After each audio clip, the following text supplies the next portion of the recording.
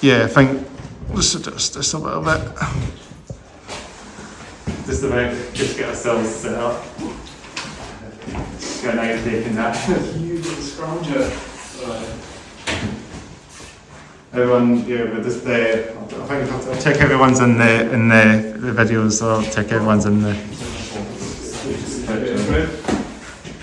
This is episode 34, isn't it?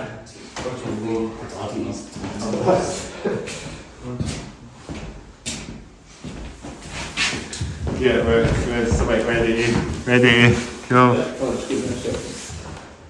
I'm stripping. A bit of that going on, eh? No slow, Let's do that. The stripping podcast. I'll be at the end then. Yeah, I think we're on. I think I'll be in the picture. Firstly. Someone needs to take the camera and in the picture as well. I can check. Are we out of mind? Okay, just don't touch that. I think you're alright. Yeah, It'd be like tie it over. Think so. That's probably a good bit. Let me just check that again. Means when we sit in your seat, just to see if you're Yeah. visible. Yeah. Yeah. That's all good. Maybe I can sit there then and be part of the band. There you go. Maybe slightly back. Maybe I could just sit there then. Let's go for musical chairs. Yeah, I was just like sitting in your seat, you'll be in I think I'm okay. Yeah. This one. Yeah. I think that's all good. I think we're all picked to perfect, as we say. As we say in the podcast, that's a word we should use actually, picked to perfect. Or video perfect. Yeah, I think we're ready. I think we're ready to go. Yeah. Ready to go. Let's go for it.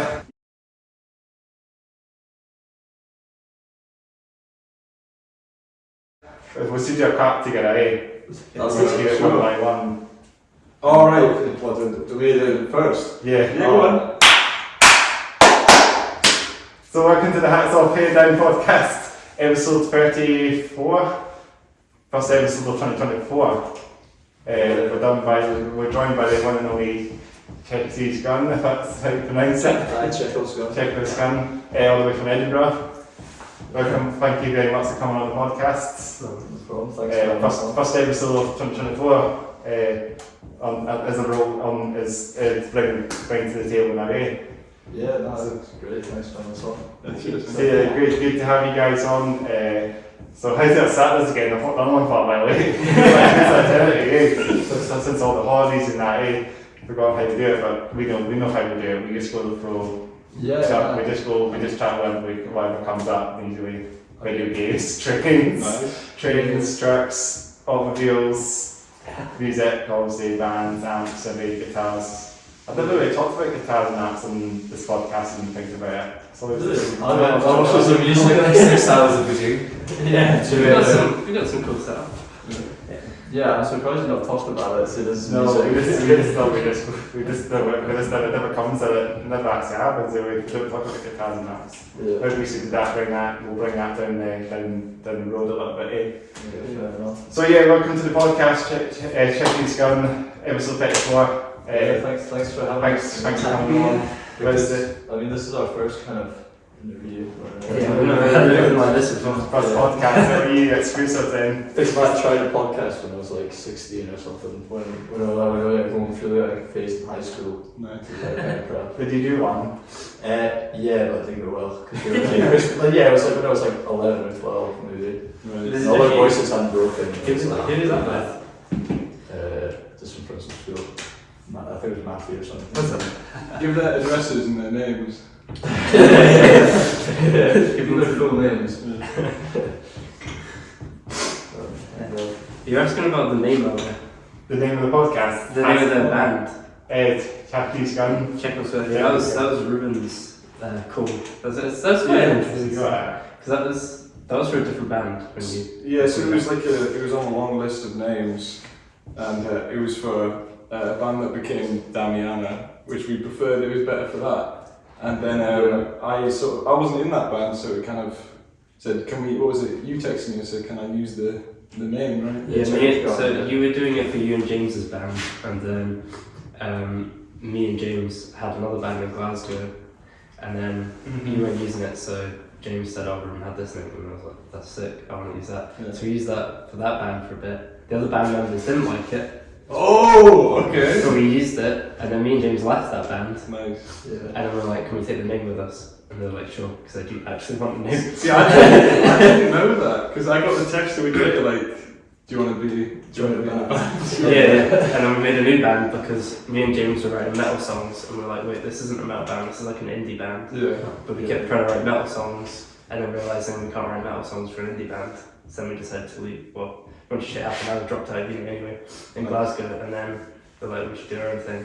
And then we asked you, and then we're like, we should call it Chekhov.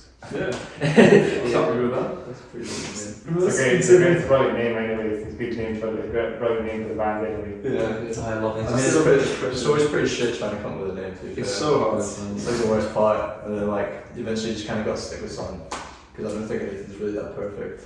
But you have to think about like what you're googling as well. You have to look up search related terms and all that sort of thing. And optimize. You have to like, if it's too hard to spell or remember, Yeah. you've got to make it easy. There's also band names that are similar to each other as well, not just like getting the names well found. There's so many names. There's so many names that I've taken out for something else. Yeah.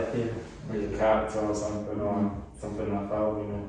It's like when you're at a festival and you see like 3 bands, but you've had a few, and you're trying to think, what was the name of that band again?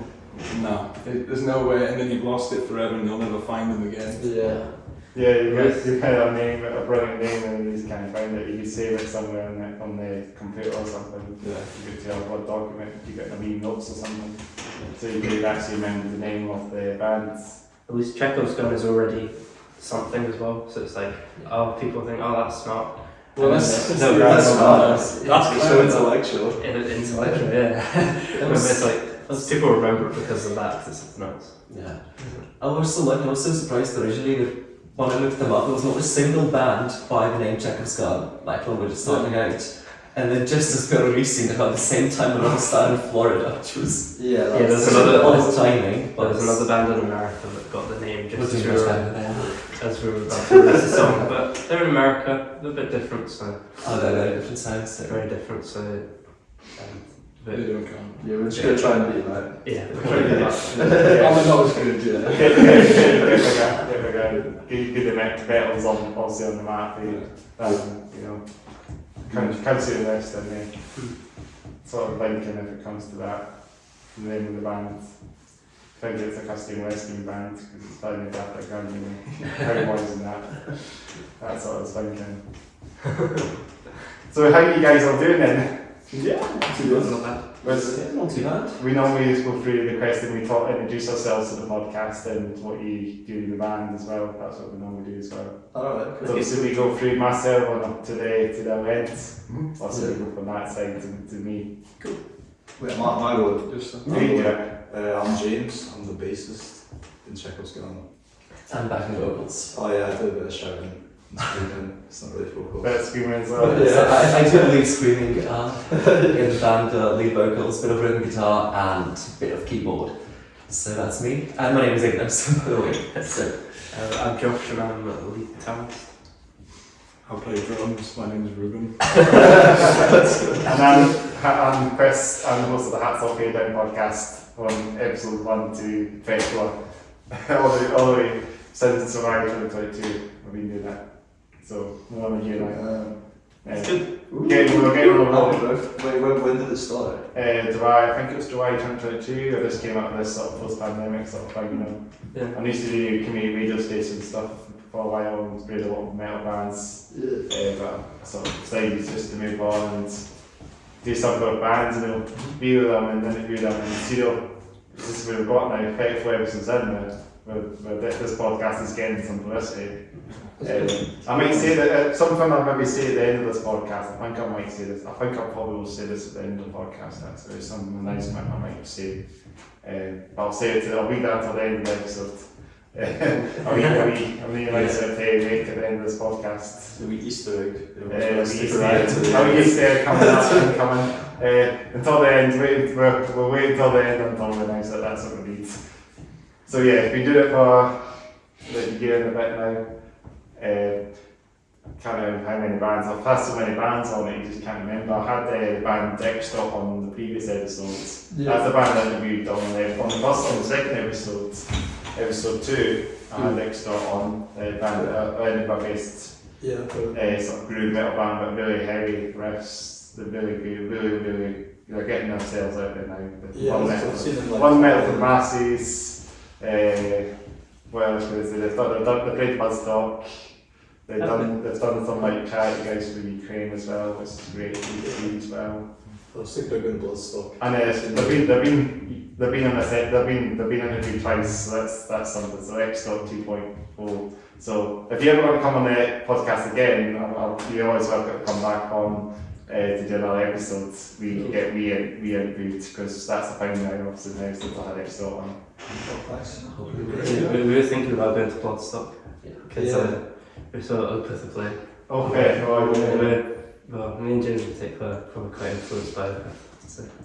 I think they're kind of gateway death metal band, at least for me. Like progressive sound as well. Like, I like their stuff, but they got a bit stonery later on there.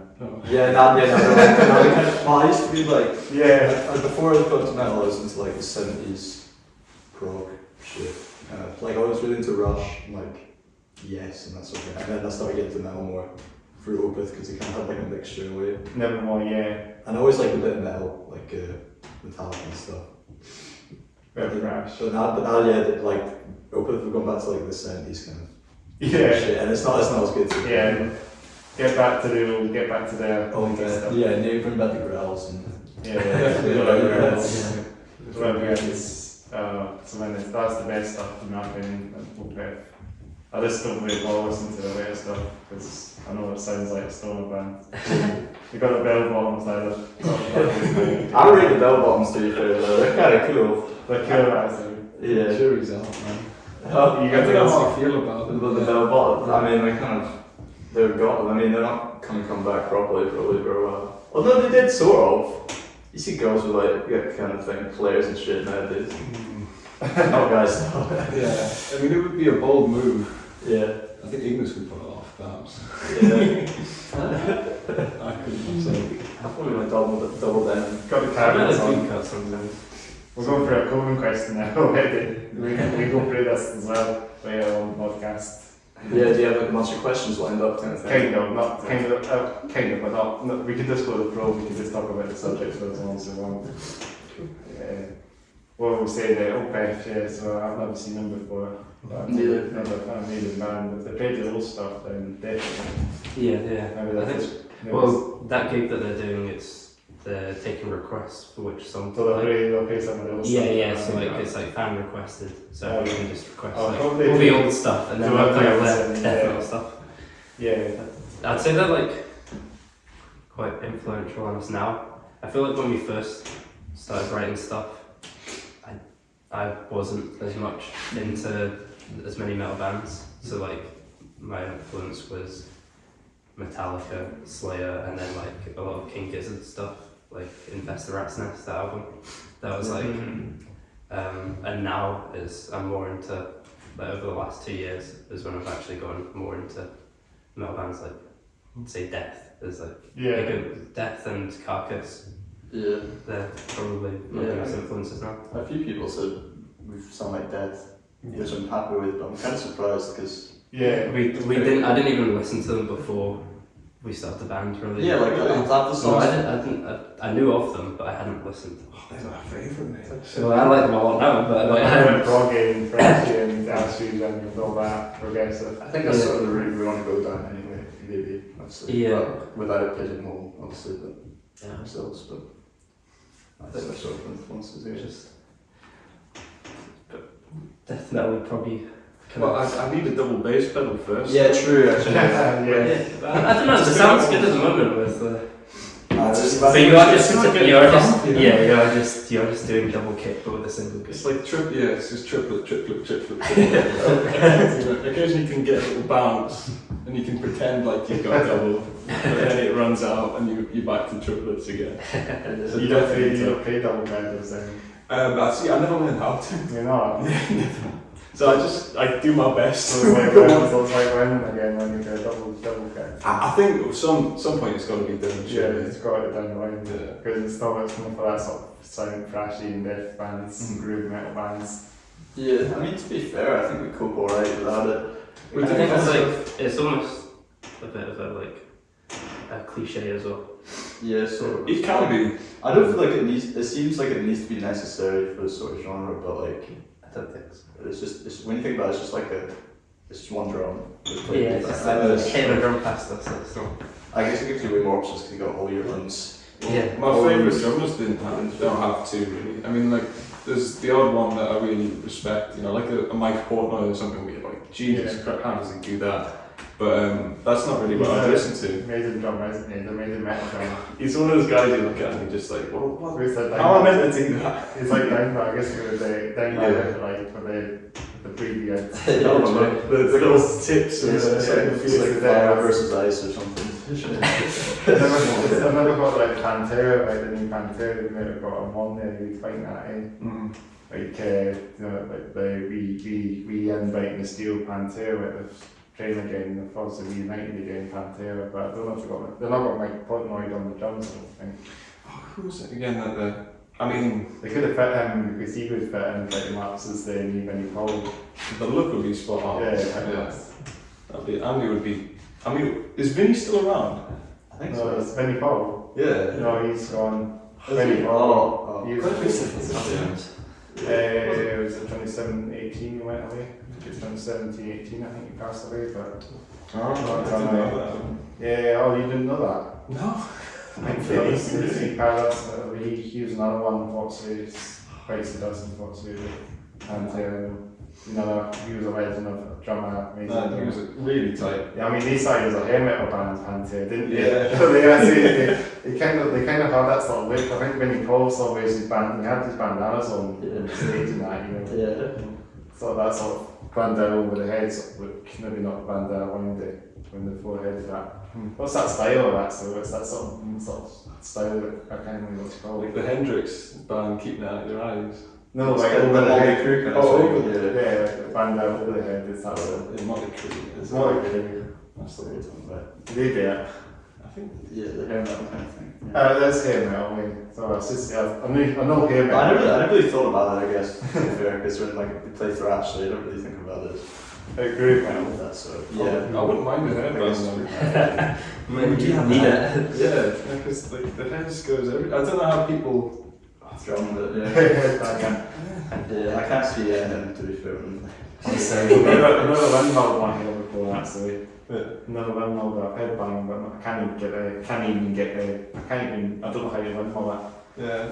But if you do that, then you wake up the next day and you're like, Jesus, what have I done? It's like, Cots grind day. you'll get a bang over. You got cots grind after the day. Yeah. It's actually a neck a lot way. He's been doing it for years and his neck's huge. He's unscrewing his hair, that's the amount of times he's windmill on his hair. Cots grind. I never even made that connection that that's the reason he has a massive neck. Really? Just got some eggs or something. I just thought he was huge like Mike Tyson's. Yeah, it's huge, yeah, he's a beast of a guy, cots grind. So you build up the muscles. I saw them at Blocdstock in 2018, called a Camel Corps, quite a while back, 2018 or co-headlining Gujira, I believe, that night, that day. Cool. That was a while back, obviously 2018, but I think it was raining that day, so I don't know if I went, I sort of standing in the middle of the, sort of in the middle, not near the back of the stage, probably from the stage, but I've seen them, I think I saw them quite clearly. Maybe the rain might have just maybe bit a wee bit off that on, but it was good to see Cam, of course. I can't remember all these bits actually when it comes to Blocdstock back in 2017. In 2018. I should have all that fine in my mind how it was, you know. Yeah. I mean, I know Gujira and the Streets were headlining. Gujira were actually amazing other than the aeroplane. I don't find the way stopped at that time, but then when the Streets were playing on the Friday night, that was amazing. They put on a great show. They sounded really good. They were heavy. Yeah, they're Yeah, still they were like doing really well even though They're ancient, but they're still good. Kicking around, yeah. Yeah. We're going on The songs are we'll get to the stage, Bloody we'll hell. be hopefully at the stage of the Rolling Stones as well. We'll get to that age, hopefully they'll still be hell-bent for weather on their motorbikes. That's what we'll be doing, winding down to the midnight, you know. Me and James went to download last summer. How do you- Yeah, that was That was the 20th anniversary one, wasn't it? yeah. So it was Metallica did 2 Slipknot. sets, and then Slipknot. Those are the 2 main bands. Yeah, so there's Bring Me the Horizon, but that's not not really. our thing, but Bring Me the Horizon. nah. I didn't see them. They were actually quite good, to be fair. Like, I was pretty surprised. It's not really my thing, but they were like, I enjoyed it. Like, they had like a crazy stage show, like all these weird graphics. I think they put like loads of effort into it, obviously. Yeah. Which I respected. Would you call that Screamo then? No. Screamo, I don't really know what Screamo is, to be honest. Well, that's what So, I'm like, saying. Is that a real thing, or is it just something people say to make fun of it? Like, what do people call Bring Me the Horizon Screamo? I thought that was a Thames thing. I'm not so Thames good. thing. It was. I don't know. There's too many subgenres. So. Yeah. Metal Well, I heads. just No, thought it's- that's what people say. Oh, you're in a Screamo band. Screamo now. It's all electronic code now, isn't it? Yeah. Electronic, put it right on the stylus and all that, do all these stuff now with electronic keys, Yeah. synthesizers and Yeah. metal. I feel like that could work. That might be a thing now. I kind of like the more like analog stuff, rather than like if it's all like modern digital. Like really, I don't know. What about Mick Gordon though? Like the Doom soundtrack. Yeah, that's cool. Yeah, it's that's, amazing. that's more like industrial, I guess. Yeah, that's more Maybe, industrial. I don't know. But it's like Industrial is just cool, probably. Yeah, I hope that. Industrial metal. we saw a lot of It good, is. like Municipal Waste. We saw it download. They're Did you? really good. We then saw them again in Glasgow. They're sick. That's probably the best gig I've been to. The Cat House in Glasgow. Yeah. Oh, no, they're playing Municipal there. Waste were just. Well, they're not playing, they were playing the Bannermans, weren't they? Municipal Waste. No, that's that wasn't Municipal Waste, wasn't it? No, that was Cannabis Courts, wasn't it? Cannabis Corpse. Yeah, they were sort of thrashy bands. I've never seen Municipal Waste, but no. Yeah, they're good. They're Old school old thrash. They're very old school proper thrash. thrash. Yeah. Old school revival thrash. Yeah, they were good to download. They're like most well-known song "Wave of Death," and it was literally just bodies on top of you, just Was constantly. it that? It's like That's- 2 minutes of just being crushed. It was like insane heat as well. Yeah, it was absolutely scorching. And one time the water fountain stopped working or something, and The it Run was is like the one- massive queues, and they weren't Yes. working very well. I remember, Blues Festival. I watched like a video after and people were like, this is appalling. People were like, just collapsing everywhere. It wasn't that bad. It wasn't No, like, It wasn't Woodstock. it wasn't. yeah. Was it 98? Oh, I no, think 99 wasn't it? 99, yeah. Something like that. Fred Dennis one. We saw Carcass there again. It's a good to let them. Wargasm, that was sick. Wargasm. No, we didn't see Wargasm. Yeah, we did.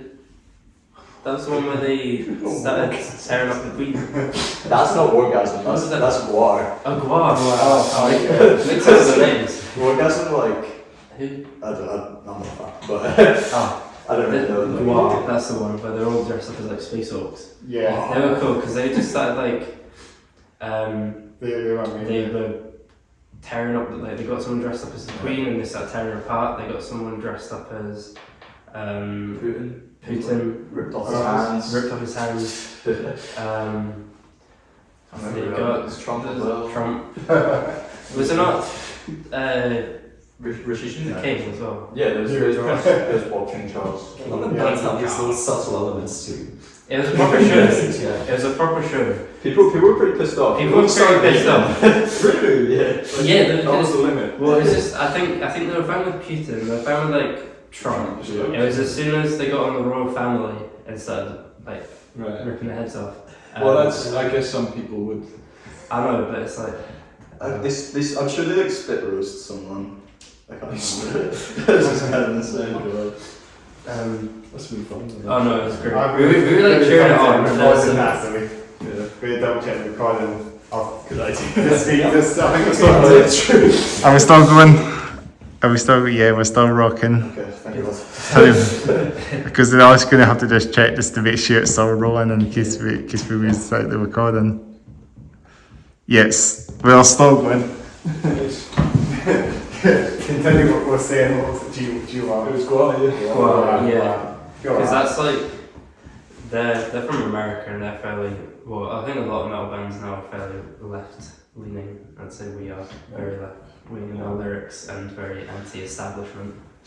Yeah, very anti. That's kind of our thing we're going off at the moment, especially with our upcoming music. Which is This band, a few bands. with our band, yeah, it's definitely like, because obviously there's so much wrong going on in the world at the moment, and it's just getting worse, especially for younger generations and like, you know, especially like.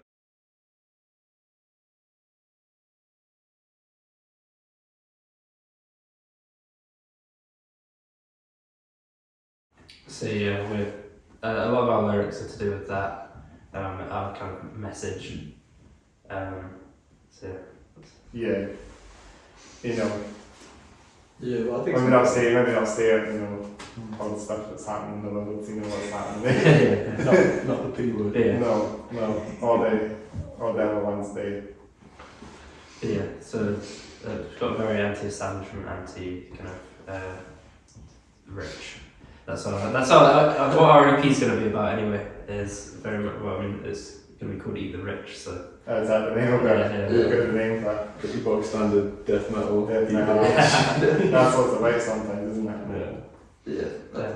I heard the single as well when it comes to talking about the music. The single was at Morton Hall. yeah, that was released that in September. But quite well, that. Yeah. That's the single, isn't it? Yeah, we sort of recorded that on a whim, to be fair. It was pretty random. We were actually just supposed to be like practicing. And we were just like, fuck, we'll just record. Yeah, we had this studio because James's dad has a studio in Peebles, because that's where me and James are from, Peebles. Oh, yeah, good. And then we went back there and we had the room prep booked. I think we're going to do demos actually.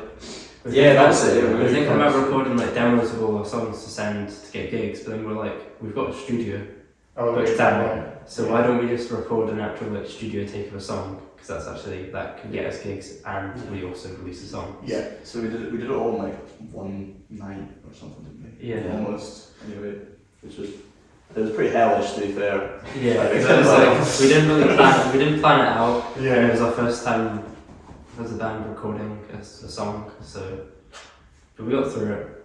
Yeah. But this one we put a lot, like a new EP, we put a lot more time, We're a lot put a better lot more effort practice on now. it, and yeah, we practiced songs a lot more, like, so it's gonna be sick. You got better at the process in general as well. Yeah, Like, just we're usually getting through like a song. I see that's the answer what I'm talking to me why I say innocent had the hair down. Oh no, you need to get the head down. It's Oh, alright. right. I got my hat off.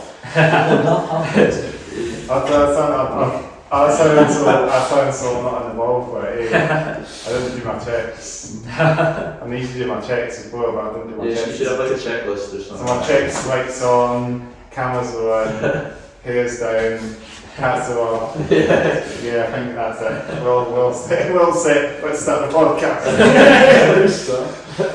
That's pretty cool. That's about half an hour in already. I'm not. This is like the first one I'm here, so I'm probably not ready. Yeah, I'll do my checks next time. Got my checklist to do. I'll need to get that paper and write it down. Take the list off every time. What were we saying again? With the song. yeah. So that song was started writing back when it was just me and James last January time. Yeah, so about a year, coming up for a year ago. Yeah, that's when we first started. I might have written it a bit later than that, but that's when we kind of started. Writing stuff in general. And that was, we got a few riffs. James thought of a riff he'd written in like B standard, and then we were like, well, we don't have guitars really in B standard. It would be a bit easier if we just did it in standard tuning instead. So then we did it in that, and it worked good. So that's kind of like a thrashy in the deck. That's kind of like a thrashy Yeah. So we started off definitely writing more thrashy stuff. It kind of goes back in time a little bit when you have it in standard tune, don't you? Yeah, I feel like that kind of what makes us definitely not death metal. It's just not having the guitars tuned down. Yeah. So. But it doesn't seem to need it the heavy, like, You can sort of hear stuff better sometimes when it's yeah. it doesn't sound as heavy. I think live sounds like- live Live sounds can sound a bit better sometimes when it's like I'm sure easier people to- will be raging at that comment. I know. Like, People will be really trying to come. I think in a recording it can sound a lot better, but live sometimes it's not as clear what's actually being played, especially in such a loud metal concert environment. Yeah. Especially with the rhythm guitars, they start cutting more into like a bass range. It just Yeah, lexicality. It sounds heavier, it's also slightly higher. Sometimes. if we're trying to write songs with a bit more like melody, with more interesting melodies, and using different scales, they don't cut through as well in lower tunings. And it's the same with like too high a gain. If it's got too high gain, you're not going to get these interesting chords, or they're not going to cut through, and it'll just sound messy. So it's trying to work with that. That's also been how trying to find our guitar tones as well. But yeah. I'd also have to buy a 5-string bass. Yeah, you'd have to buy a 5-string bass. I'd have to buy a baritone guitar, so you know, more money. So yeah, Monocle started then, and then when we were like, oh, we've got to write lyrics for this song.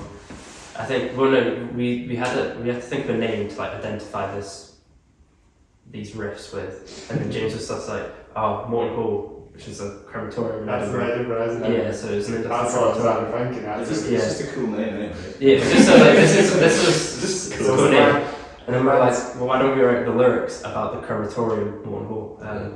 And then James did the lyrics. It's not really anything about specific to that crematorium. It's a very nice crematorium. It's just, Yeah. it's like a set. I guess it's like a setting. Yeah. Yes, it's a Or something. Maybe set music video there on Saturday. yeah. That's the next plan. Who's getting cremated?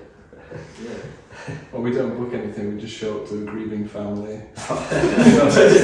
Ready to rock. I know that band Screamo had a song called Jacob's Rather in Edinburgh. Band Screamo, do you know them? I've heard of them. I think I played with them. They actually had a song called Jacob's Rather, and it stays in Edinburgh. So the bands, that seems some of the bands going to be taking names from that's in Edinburgh. Well, it's a good. Edinburgh's a good Maybe kind of scenery to take names from and lyrics from, because it's got like especially It's the got a old lot of town. history also, like. Yeah, But it's Old and good. weird. it's old, spooky, and weird, and it's like lots of gothic buildings and. Yeah, This is a tour guide, so you Yeah, should have Ignis all is the legit. like lyric ideas with the history. Yeah, it's tour around Edinburgh Castle. Weird names or weird history to contribute a little bit. Yeah. So, Maybe you could combine the metal and the tour and like go on the ghost tour or something. yeah, I I've can come on meaning it as well, to actually, as well. include a rendition of Flower of Scotland by Death Growlies at the end of my tour. That's an idea, maybe. That's good. Everyone leaves. Nobody gives you tips. We'll see scare one off. Yeah, that sounds really good there. So it's good to have something after Effects in Edinburgh, Yeah. like landmarks in Edinburgh, High Street or something, or Mile Miles, is the name of that as well. Yeah. Or the same thing, something this Apple Seat as well, to a good name for a metal song. And you think this sounds like it could work out in a band, maybe a band in the band, I could come up with these names as well. Yeah. It's not Take too tough. this dedicate an EP or Legends or Landmarks. Just call them all the landmarks and Legends and just give them a name. So Once that done, snap that. sorted. Yeah, it's easy to do that. Easy to write songs because you just get the names. It's not hard thing to do. Well, I think sometimes you've got to sort of, you could spend ages torturing yourself trying to come up with an idea and think, oh, what's the perfect name for it? And a lot of the time the name means nothing, it's what it ends up being. It might not work out then the day if you need to come up with all the songs that works for the song, for what the thing is meant to be. Great Fire is probably been another one, so I really don't People feel like a folk band. Yeah. Bannermans style, where things like have a name, every minutes or something. The Cowgate or something would be another name for good songs. So. There's a place called Gore Bridge, always seen the bus. Like, that's a good name. That's not Edinburgh, isn't it? I think I say it outside. Outside Scots, I'm never to be fair, so. scratch that then. Kind of Well, maybe we I'll could go do just call it the song. Let's have everything all dedicated to Edinburgh, eh? This called Song Edinburgh, or Rodians. Let's call it the Rodians or something, the metal song. It'll just be like one dedicated song for all the Rodians and Rodians. And with Belkeith, Musselburgh. We start sending invoices to the council, like we're doing God's work for the Tories and boards. Do free kicks are like easy, so that's it. Should we go for another question then? Should we talk about, we normally go for a t-shirt question as well on this podcast. We're talking about our clothing question. We're just talking about what we're going on and stuff. So, A t-shirt. yeah, and just what we're wearing, you know, like the clothing, clothes, you know, that I should have really thought about it more to be fair. should Wasn't try it? it. Did we start it? Conference t-shirt. Did we start for myself or did we start? Yeah, you yeah, did yeah. it last time. He's got his beat. That's kind of That's something very good. Oh, yeah. Daniel Johnson. Huh? Daniel Johnson, your girlfriend's a fan of him. Is that what it is? Yeah. You're a big fan. No, I don't know.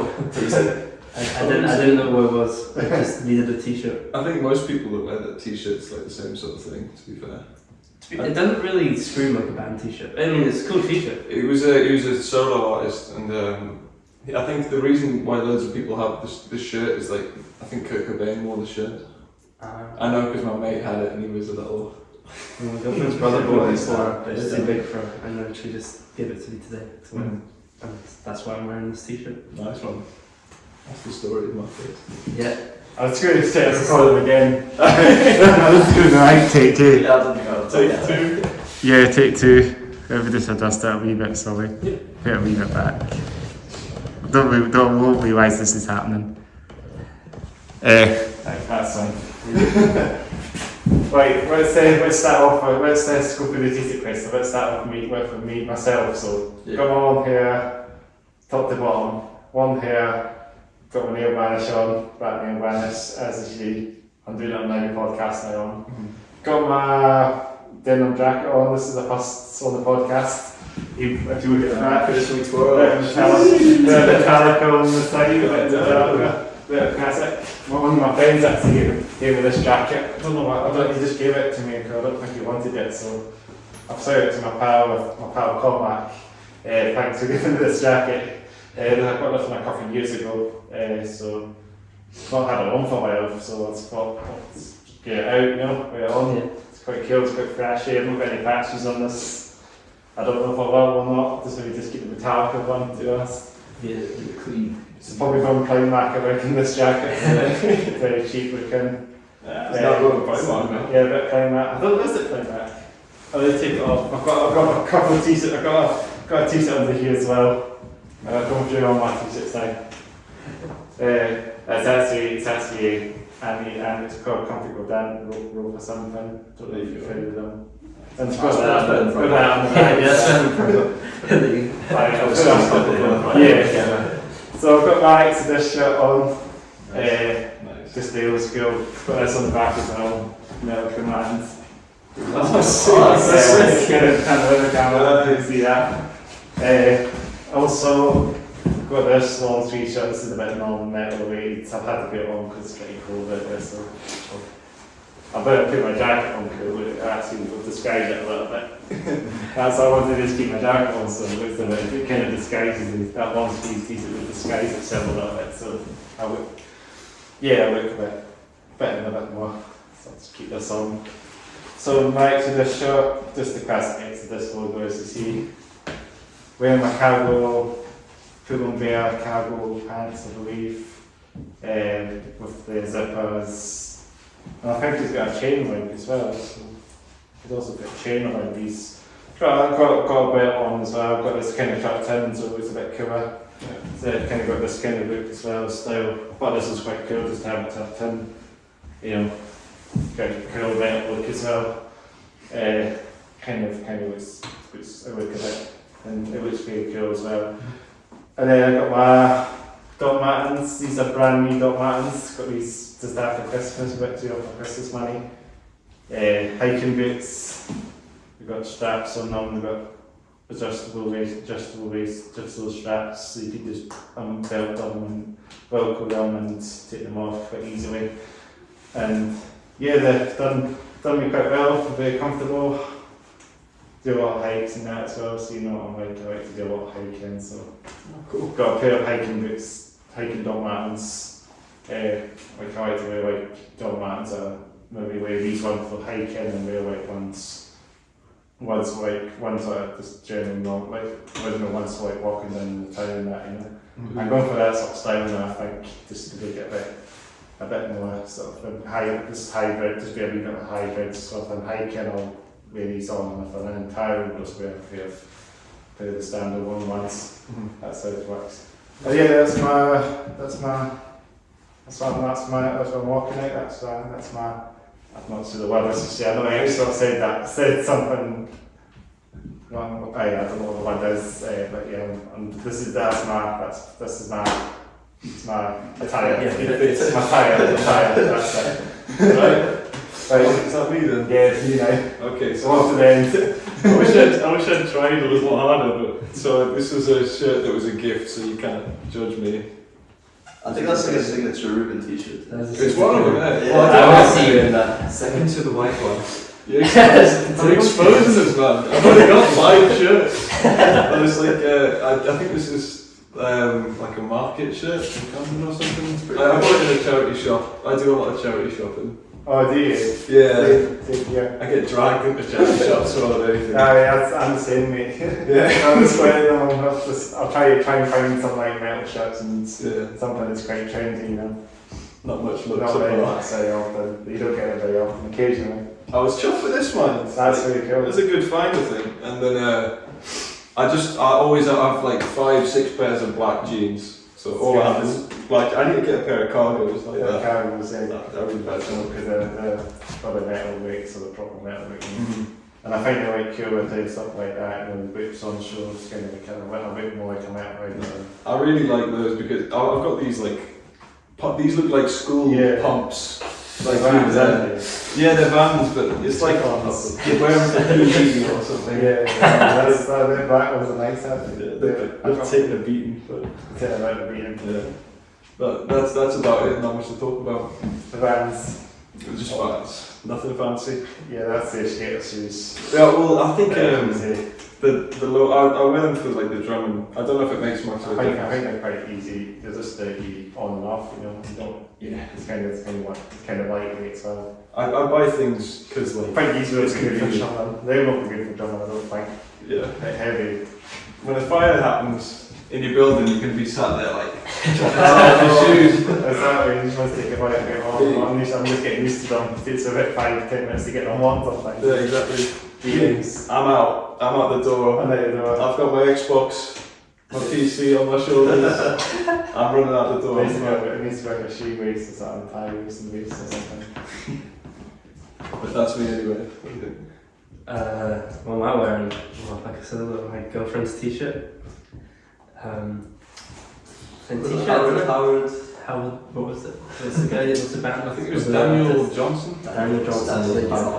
It's like It's quite nice. I like the whole it's feature. isn't it? And then my coat trousers that I wear Very all the much. time. Don't mind. And then Doc Martens. No. The sandal, you got the sandal. I think I had a pair there before. I don't know, I don't tend to wear like black really. I like basically black, but I'm not really a big fan of like myself in all black. I just prefer to be a bit more. Just matching his colourful personality. Yeah, just prefer to have a bit of colours on. I like colours.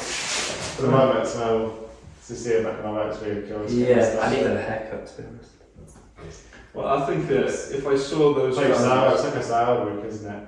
These are Zara, you know, this clothing shop. The which clothing shop? Zara, you know. Zara. Yeah. Oh god. So things like that. Yeah, I've got some chords from Zara. Yeah, same, yeah.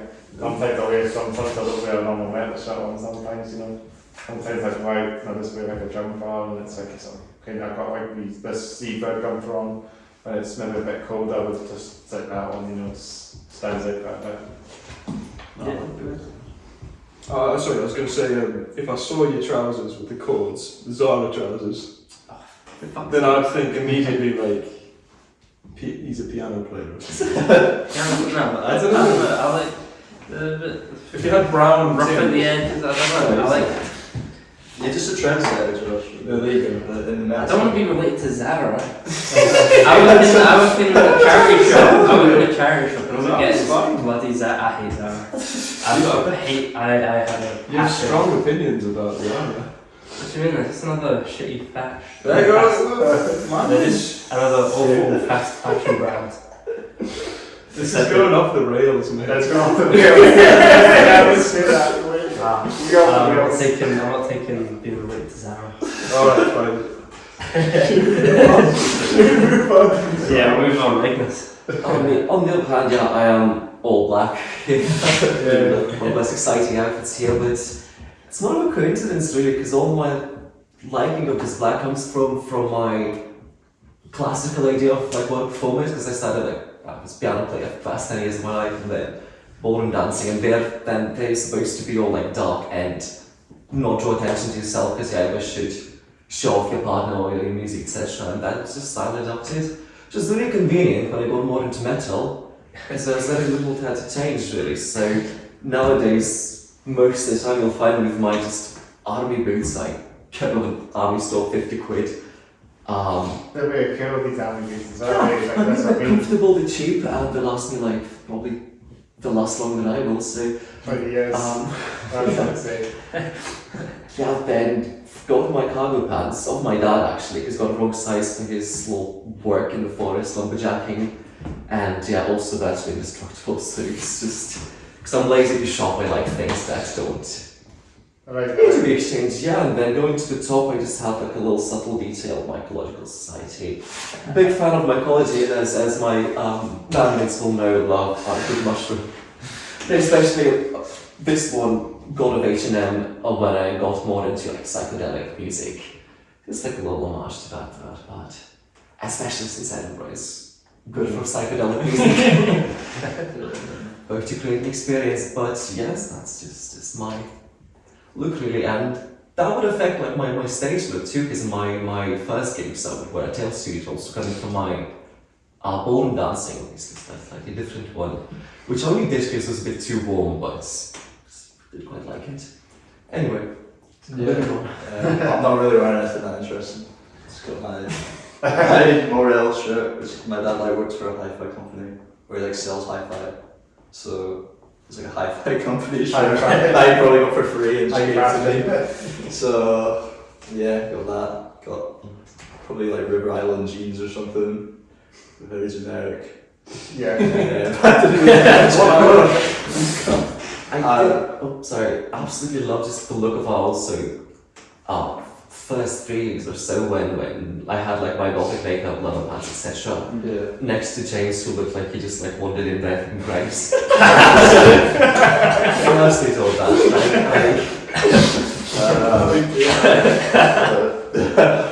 It hurts because it's true. And then yeah, what else have we got? I've got my £20 shoes from Sports Direct. That's good. And they're like, good old trusty shoes, wearing them all the time. Whenever they wear out, I buy new ones because they're 20 quid. Yeah. And they're pretty Feel cool. that. I like them. Yeah. That's me. I can't believe you dropped ballroom dancing and immediately moved on. Like, What's that? no additional context needed for ballroom dancing. Moving on. I think it's a difficult balancing act. I don't like talking about both metal and ballroom dancing, because whenever I go back to ballroom, they're trying to force me to get my hair, which is ain't gonna happen. Yeah, because that's one of the requirements. So it's a sacrifice for me. Because my first job, we did. Yeah, I did it up. I did the ladies' hairstyle. Good choice. So maybe we can get ourselves back on the wheels again. Oh, yeah. Let's get the trains on. Let's talk about trains here, should we? Trains on trains. Any trains? You know any trains on, not really? Like trains. Like for like train spotters or like yeah, no, trains would be yes. like No. No. I don't know any. Big fan of train as a transport method, but I don't know trains. There's a train line that runs behind this wall. Also, we need to cut through this to see the trains. Get a window out there, so I'll be looking out for the trains. I'll probably see this train. This is a class 56, or this is a class 66. Filling a container train, You've probably seen me ask me. You've probably seen me do it in the background. It's on the trains, We'll have a bit of train, have a bit of podcasting, but with trains and that. Oh, yeah, nice. To be a pioneer. Yeah, I used to have friends who were really into trains. They had like a massive train set. Oh, Train simulator all the time. Oh yeah. Train sim. Yeah, train guy. Train sim roads. He grew out of that pretty fast though. I haven't got a train sim, but I've not had it out for ages. I think it had a class 47 actually. It's like an old school diesel from the 1960s. If any you don't know class 47, it's a 1960s British diesel. It's kind of this sort of box, This it was it's got 12 wheels, Cocoa diesel electric. Well, in the 1960s. There's still a couple of them around and abouts on the line, but they're just private, just like rail tours and use some, so they're still driving about, but not very many of them using freight trains or sort of public passenger service ones, cross country and city, back in the days, they were what horses of trains, But class 47, there were so many of them built, so. 500 of them built, There's a bit of trains there, a bit of class 47. Yeah, a bit of trains, some of it there's a bit of class 47 information there for you. I like a lot of steam engine imagery. Yeah. And I think there's a steam train that goes sometimes nearby where I live. So I do try and. Whereabouts do you bases? It might be. Can you redact it? It might be, the branch line maybe goes off on the main line in Edinburgh, like the spur line. Oh, I couldn't tell you, It mate. might be that. But in Edinburgh, is it in Edinburgh? It is, yeah. Because there's the branch line that lines up behind the wall, it's a branch line, it's not a main line that runs down there. Right. So like the freight trains would just use that, So it's obviously you've got the East Coast main line, which is also the trains would want to London, obviously from Edinburgh to London. But that's not the East Coast main line out there, that's a branch line, so it's a spur line, so it's like for local freight trains that would just run behind, not stick on the main lines, because obviously the passenger trains would get held up by the freight trains. And I know you got the Borders line at once as well, that's more towards you have to go to Edinburgh station, but I think it's in Edinburgh Junction or Portobello Junction, there's maybe the start of the Borders line, or maybe just past New Craig Hall. I think that's where the Borders line starts. I think we call, but that's another line at once. There's a few lines in Edinburgh, but most of them, there's not that many train lines nowadays. You've got these old railway lines that are converted into pathways, aren't they? So if you're on Peoples, by the way, if you might know the old railway line down Red Crest, there used to be one that went from Peoples to Edinburgh, unfortunately. there was an old railway line at once at the bottom of the, I don't know what it's called again, in a wee bit of the Peoples line, it's an old... it's a bike path there now. Yeah, it's a path now. That's unfortunate there's not trains, because that would be a lot easier to get to Edinburgh. Yes. It's not It'd trains, be like there's rapid not to any get- trains there anymore. No. So it's just buses and cars. Buses only, like 68, Borders buses. Yeah. Sorry to Borders buses. We get some sorts in the podcast. I love Borders buses. We did this on the Great Professional, we just started doing sorts. Do you know about the Great Professional? Do you know them? What's that? Great I recognise the name now. Great Professional. I've had them on a couple of, I had them on like a few episodes ago. They took funky, I think they call themselves grog metal or something. That's good. Like prog, but prog instead of prog. So they get the style. They're very good. They're really good. You heard of them. Well, your podcast would be good for us to find other bands as well, because we need. I think what we're trying to do at the moment is we're gonna try and contact other bands about getting support Yeah, stuff, so we these can bands, kind of get ourselves out there more. Because Because we need bands with their own audiences, so we can be like, hey, look at us, new people, instead of playing to like the same people. We can do Yeah, again. shop, I don't know. Yeah, I guess so. It goes both ways. Well, No, once we well, have if we, yeah, we can bring some football Yeah. to us. Yeah. But yeah, definitely need to do some more support acts to try to get ourselves out there a bit. Yeah. Well, I've seen you, as going back to the band again, I saw you guys playing Bannermans as we were recording this on this 14th of January, you guys are playing on the 11th of January Bannermans this year. So I saw you guys for the first time and you guys were amazing. Yeah. So you did a square cover at one point, didn't you? Yeah. So you went a bit old school there. Yeah, we did originals and then we had a Slayer cover. That's the first time we've done that live. Yeah. That Yeah. cover. What was that? We did the Slayer cover, like we started practicing it when we first met up as a band, because we were like, oh, here's a song that we can just learn. Was that season of Dusty Creek? Yeah. It's the classic, that's the one I recognise. Yeah, The that's solo one, not Winning Blood and Death, like the proper Yeah. fast thing. Well, I would need a double. You need a double take on that one. So I barely got away. You have to play like the solo ones, like is it Dead Spin Mask or something? Oh, as well. yeah. That's, I considered that one. That's I think it was my call on the end to do the Slayer one. It was based on like, would I physically be able to do it? because the ones that was half speed, they don't go crazy. I don't think it's still like two go like really fast, but they play the flow and then it goes down really fast, but like Well, kind of fucking so long as it's not like too long, yeah. you can get away with short, like fast sections. Yeah, like very Still a sick Shots. drum line. Yeah. Shows you don't need double kit. Kicked it. Yeah, because I didn't get about in that. That was my like Oh yeah, audition piece it for was, that. it was Ruben, me and James, and then we were like, we need a singer and another guitarist. And we found Ignis on Facebook. And we found Ignis on Facebook. So we found this random Lithuanian boy on Facebook. And then we're like, do Seasons in the Abyss, and that'll be like our kind of trial. Yeah. And he came in and he screwed away with us. Yeah, because I still can't sing it. Like it's still a difficult song to me. I can't believe that. Oh yeah, true. It's not quite yours. No, not even like Yeah. when we have to do it in the key that they recorded it in. Yeah. Yeah, I think you did fine. Retuning is.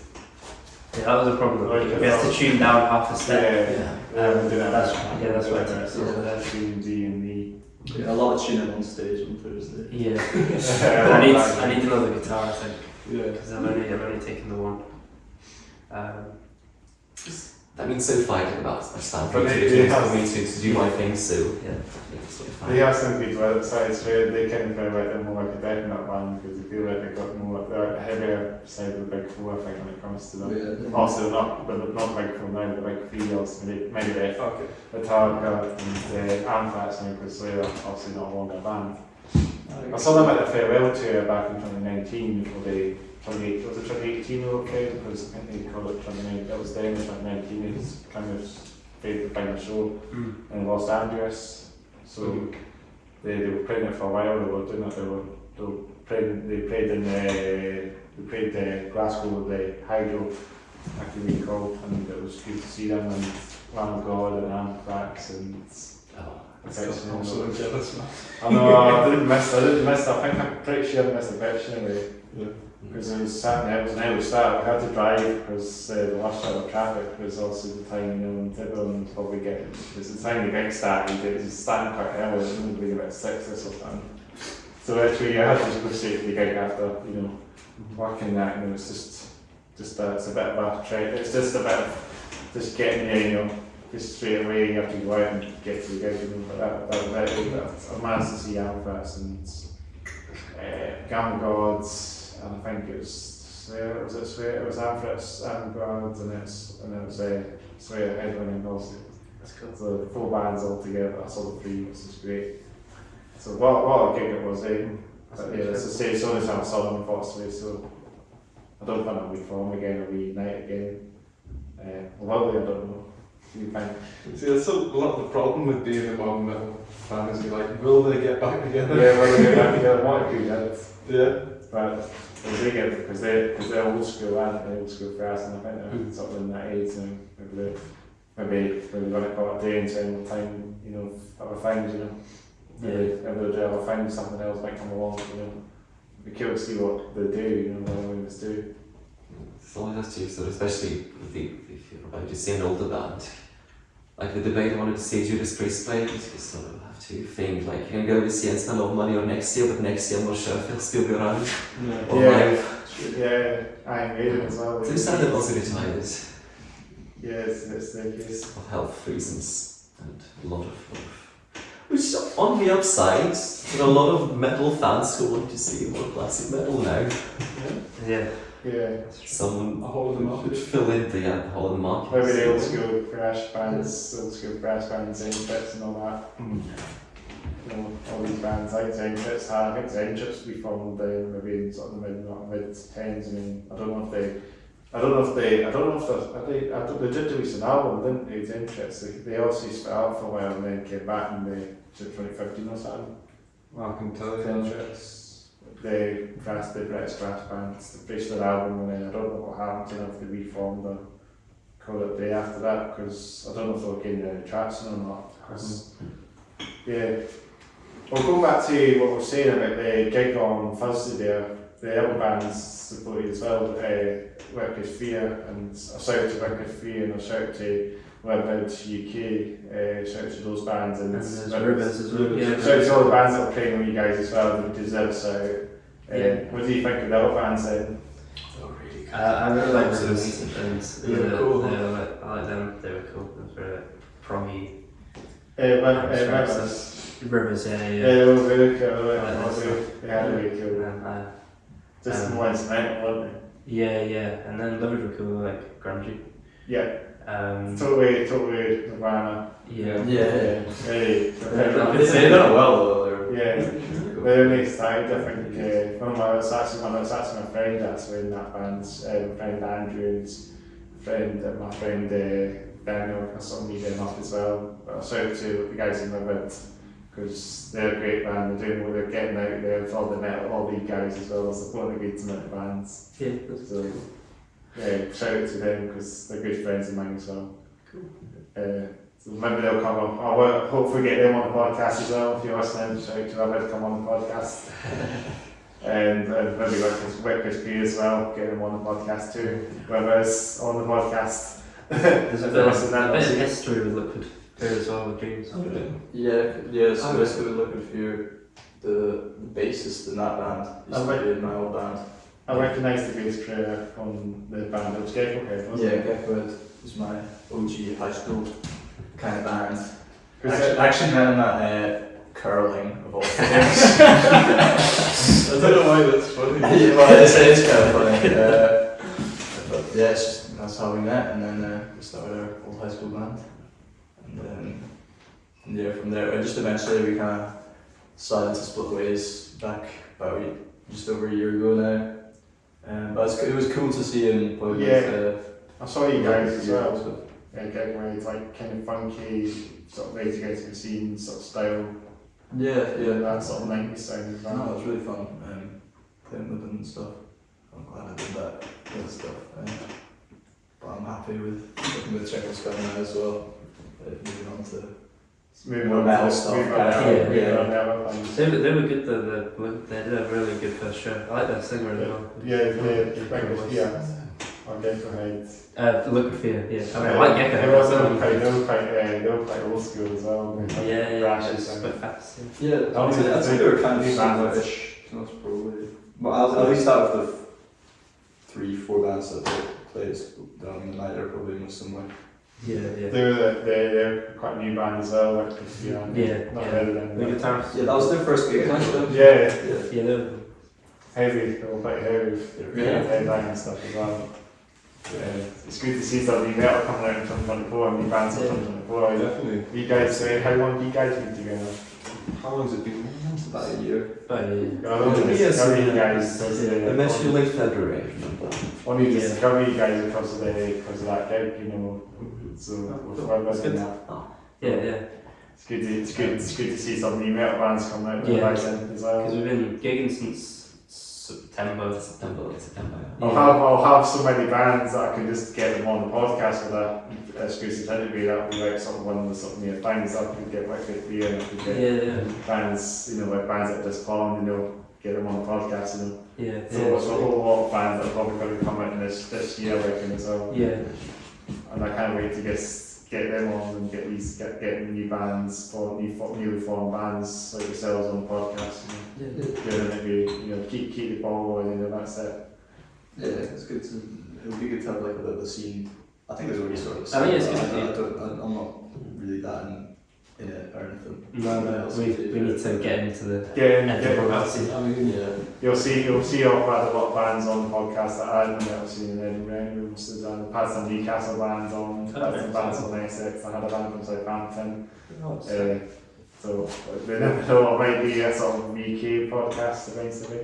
Yeah. It's going to turn into, I think, eventually if this gains traction, it'll maybe get out there for some faces, you know, most bands to sort of look into and follow up, see.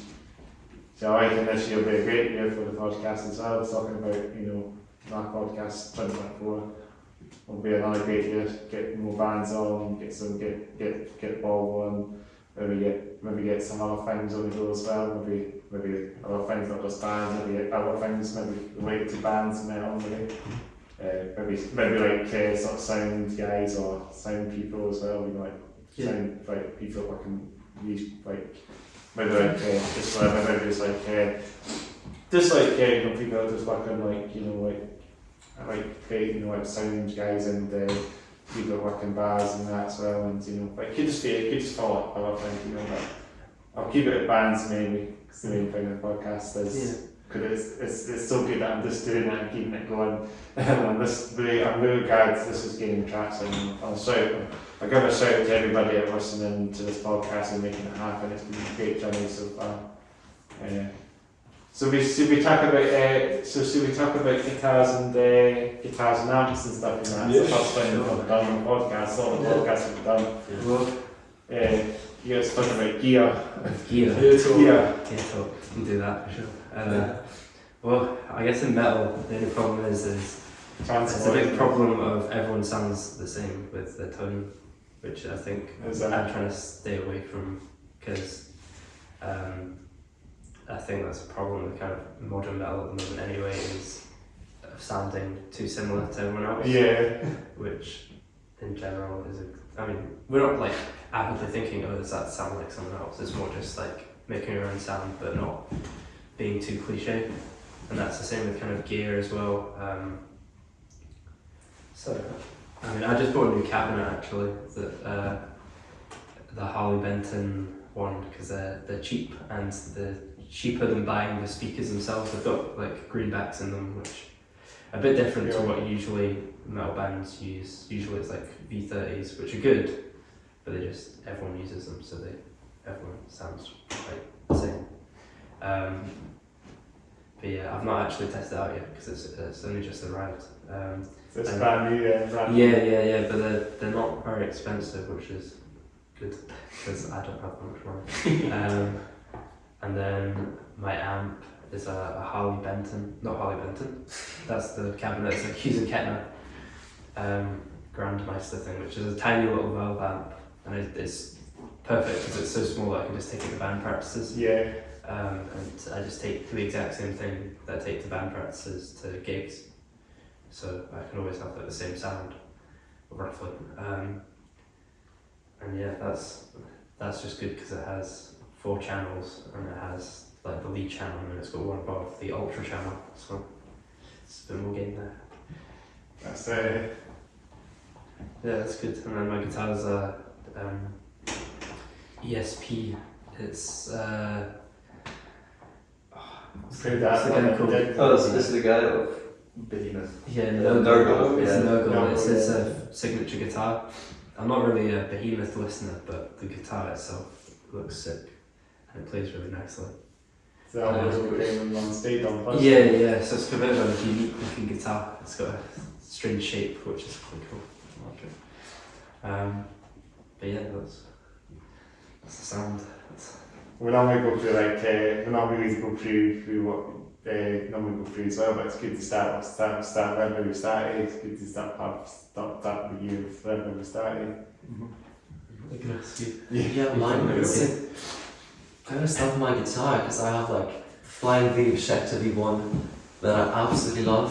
My favourite one, I would say. And that was my second guitar actually, because I was looking for something to replace my Squire Stratocaster, which I think is everyone's first. Electric, and I thought something like humbug is more metal, and I hit up a music shop, and Lithuania has like 2 of them. So I had to drive for 2 hours to go to a bigger music store, and I happened to have one with us like that they had ordered by special order, but then having a small defect, a small crack in the back, so the buyer ended up not getting it, and they sold it to me for like 400 euros, I think. It's worth way more now. Really happy got that, played around, and then brought it to Edinburgh, and that's my main guitar. Now I'll admit Floyd Rose in that was a mistake, but I'm managing. Because the floating bridge is pain again, since we do play different tunings sometimes. Yeah. It's one to complement that, I've got a little multi-effects pedal board, the Boss GX100, because they're also quite cheap and reliable. And mostly use it as quite a good tuner, volume control, tone, that sort of thing. Sometimes a bit of overdrive, and for an amp I have my PV6505 head, well, not the head I bought, a combo amp, and then just cut it in half, so that's what I'm using right now, it's a bit lighter than the full head.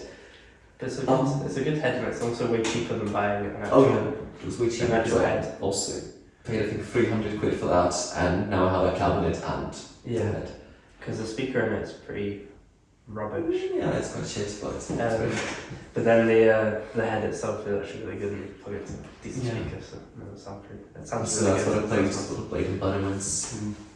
So that's my setup, and have my own mic that I'm also using, which is also a big thing. Because they do still find that having a mic that works with you is quite good, because they do have slightly different frequency response, etc. So I have my little Sennheiser E45, if I'm not mistaken.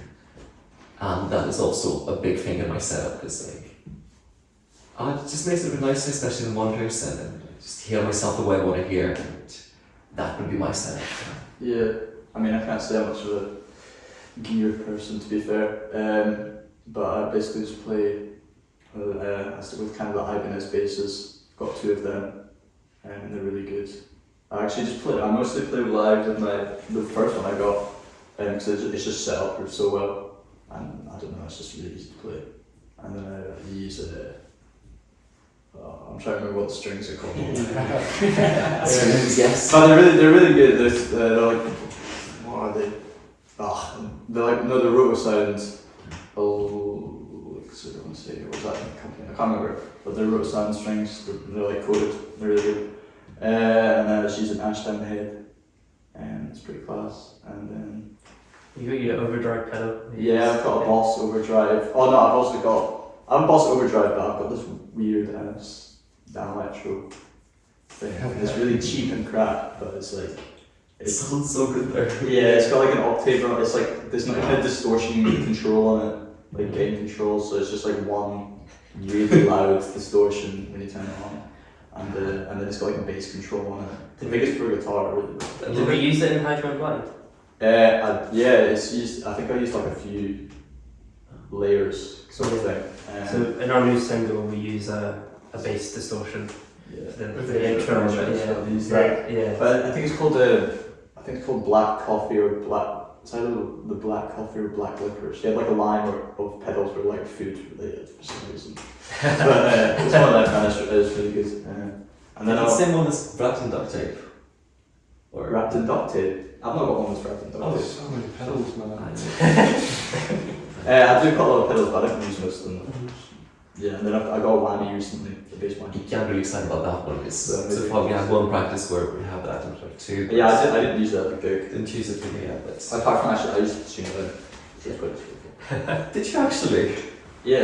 I had to like have it halfway cut, so I was like, I was really hoping you wouldn't step back. That's it. That's it. I think I said this in Yeah, to use that in the future. Yeah. I do like the bridge bending effects and It's not like Rage Against the Machine or something. yeah. Yeah, that's me, I think. I was talking about gear, but like I get what I'm getting, really, don't I? Yeah. Sticks. Drum kits and that. Pro Mark 5Bs. Wouldn't it? I don't know. I have like a new Gibraltar direct drive pedal, to be fair, that I've just got, and it's fantastic. Because before it would be like, you know, the ones with the chain, the standard one, and it would get, I had problems with the chain, it would get caught up, and then the whole thing would slide forward.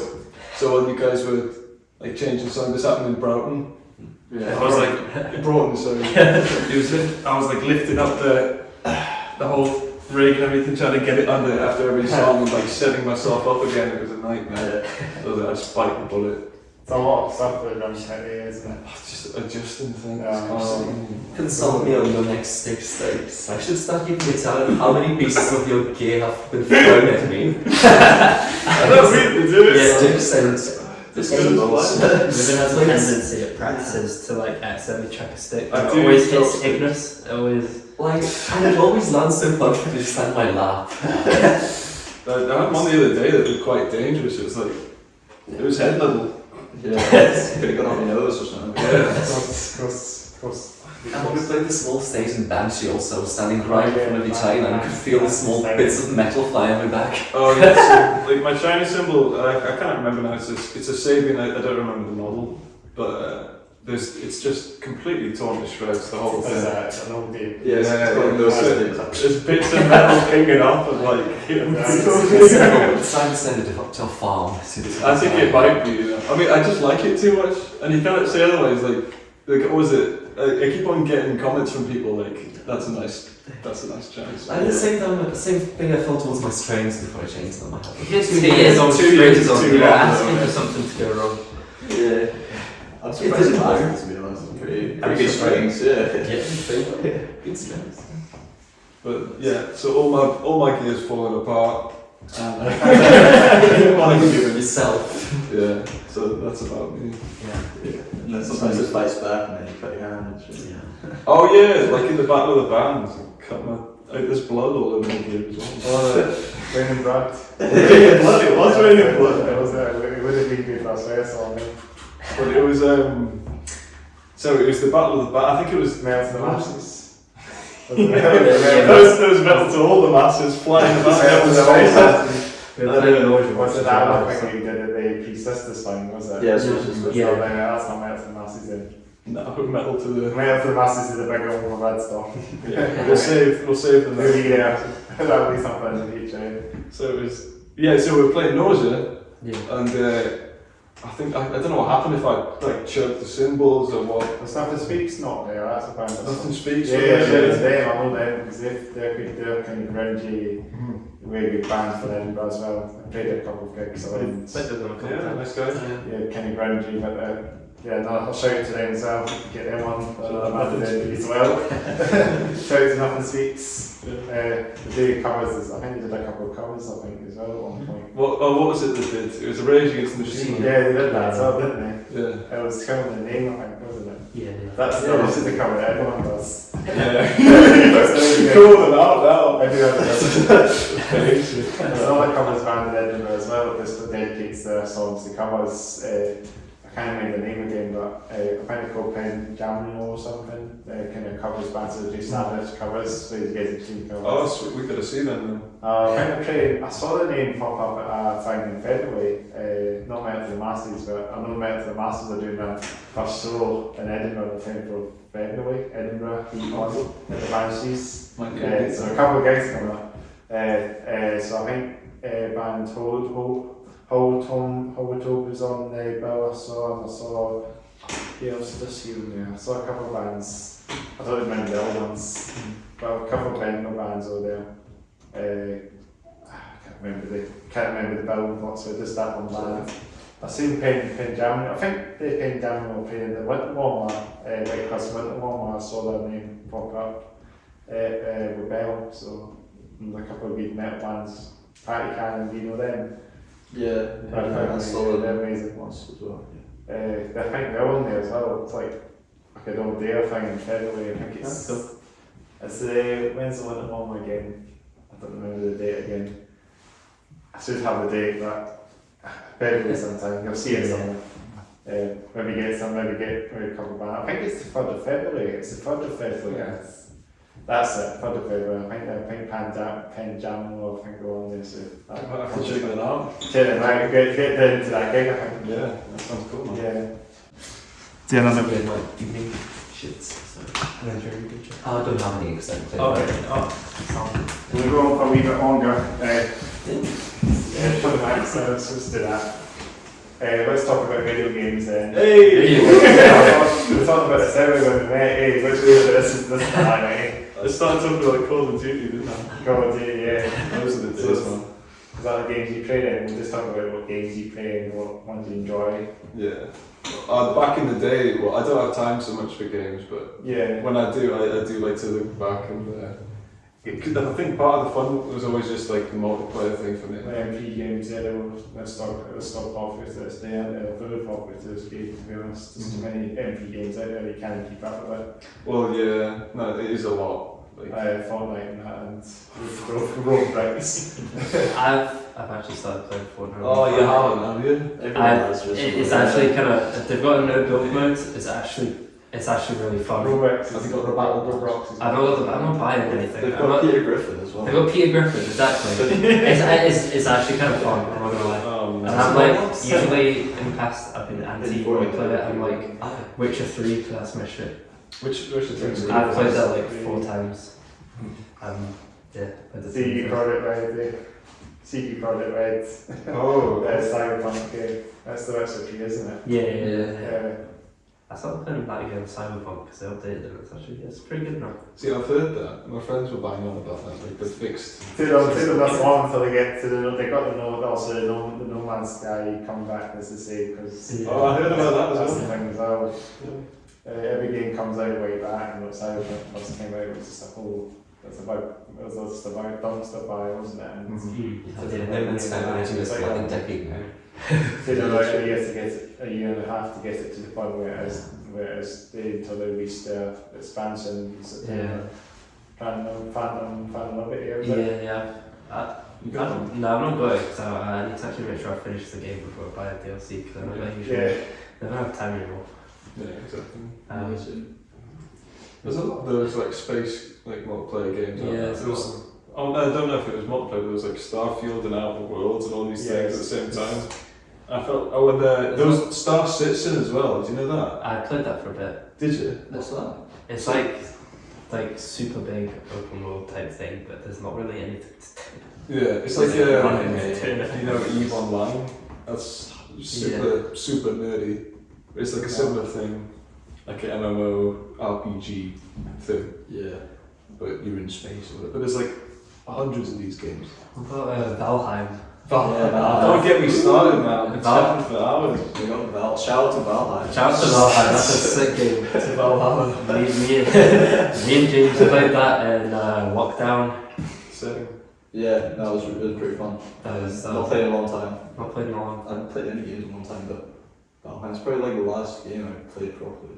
Anything Viking, man. Yeah. That's Assassin's Creed, isn't it? Assassin's Creed Valhalla, isn't it? I haven't played That's that. the Like, Viking one, isn't it? that'd be cool. That's dope. I haven't played that, but I never got into the Assassin's Creed so I much. know that stuff, that's Blast Ubisoft that does all that stuff. Yeah. I've heard about Watch Dogs, the last Watch Dogs, the one that was set in London, was really cool. The graphics were amazing on that one. time. You can try and customise your character so you can kind of make it kind of like a futuristic sort of metalhead, you know. Nice. Get Camden Town and that. I mean, I like Watch Dogs, but in the stocks, the updates.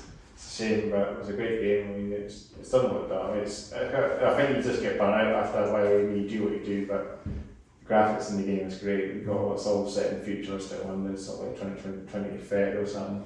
Yeah. So like kill the drones and all this, you know, all sort of AI taking over some of it now. You know, these sort of getting controlled a little bit, you know. So, I really like the premise of that game.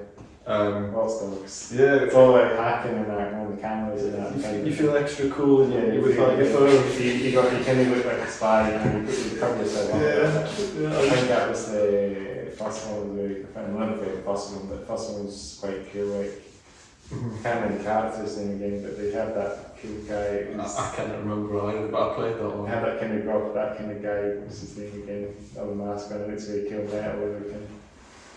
It's kind of you can sort of you can go to Camden and the Watch Dogs Legion. There's the one in London. You can go to Camden down and go to the golf punk shop there as well. Oh, cool. It's very cool. When you can try it, you can see it somewhere.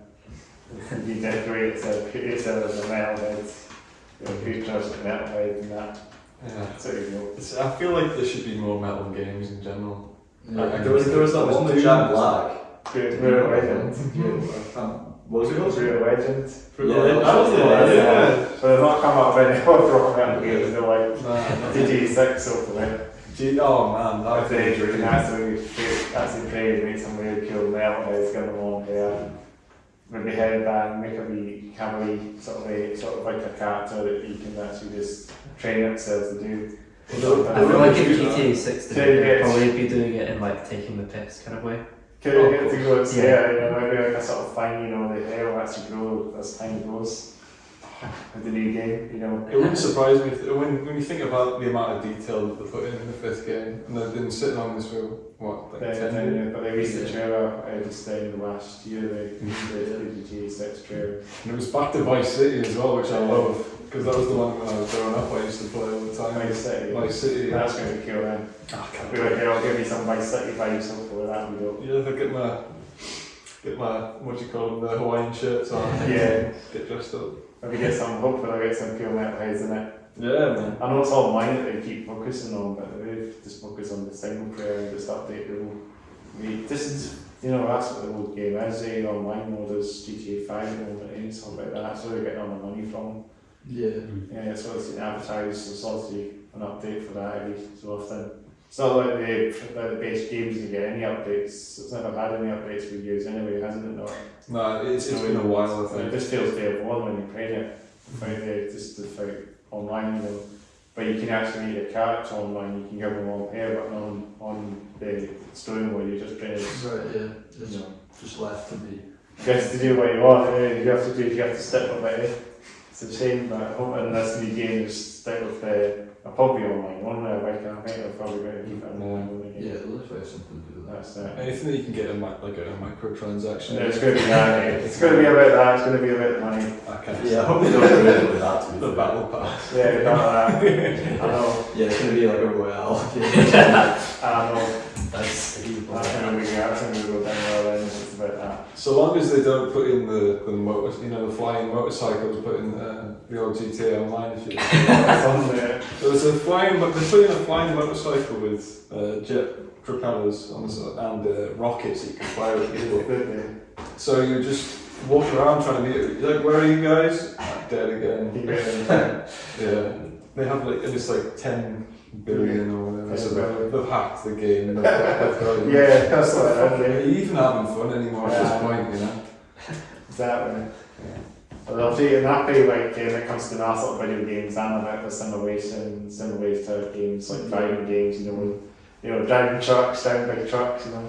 I know there's a couple of games I play, probably not the best games generally when it comes to simulation games, but I know they've got Train Simulator as well, Train Sim World. I think that's doing pretty well for simulation games, you know. Yeah. I feel like Train Sim World is coming up to like Farming Simulator when it comes to like simulation games. Yeah. Because it gets updates, it gets lots of routes added every so often, you know. And we're going back into the trains, we'll talk about Train Sim World, but Back on the rails. back in the rails again. Yeah. Train Sim World, yeah, you've got Scotland out in there as well. Scotland at the end of the Glasgow out there. You're driving one of the sort of multiple units there as well. So you're actually driving the actual real train, but in a sort of a one-to-one scale route, but not the fuel, not like the whole UK. It's not like you just drive this route and that's what it's modelled on, so it's not modelled on the whole. And you've got apparently in the new game, Train Sim World 4, they've actually got the East Coast Main Line. So not the full route, only like, I think it's Peterborough to Doncaster on the new game, but that's not that's a bit of the boring bit, but the East Coast Main Line should start from then, but in Berwick on Tweed. Yeah. That's what they've done, because that's the scenic way. It's actually a lot nicer on that side. But they decided to just model Doncaster to Peterborough, and that's just flat. You know, it's not. I think there's some have said it's a bit boring, but Yeah. if the model down by Berwick, Tweed, or by Newcastle, then that's probably a great one to add in the game, in my opinion. I love that trip, to be fair. I do that all the time. Now, do you? Yeah, You so get a train there? yeah, so that's where I'm from, thereabouts. Newcastle. So I'm doing that trip all the Get time. the you can pass. Berwick on Tweed is fantastic. I was good for one that day. Yeah. See, there's some metal bands on there as well. Yeah. There's not much there, metal, like, it's just the walls. I mean, to beat the town, you know. Well, there's trillions and there's like Bikie Peru, but there's not a lot. No, Yeah. trillions, what's that? It's like a heavy So, metal pub in Newcastle. you're talking about Newcastle, you're not talking about Berwick. No, sorry. Not Not much happening, but I go on I'm to not sure because I've got bands, I've had a lot of Newcastle bands mention it to me anyway, so I've heard the tournaments, I've heard that 3 times. Yeah, I was saying the Leeds Lesbian need to play there at some point. Yeah, but it's like I'd love to do that. Newcastle. Yeah. Get a shout out to all the bands in Newcastle tired of fighting. Yeah. They tell, I think we played, they were on podcast over the summer there. But Berwick on Tweed, they don't have any metal there. I know they had a guitar shop there. Yeah, Berwick on Tweed, they had a guitar shop there, but I think It's still there now. I'm not sure if it's still there. I think I went It's shut down. I went in there over the summer there and it wasn't there.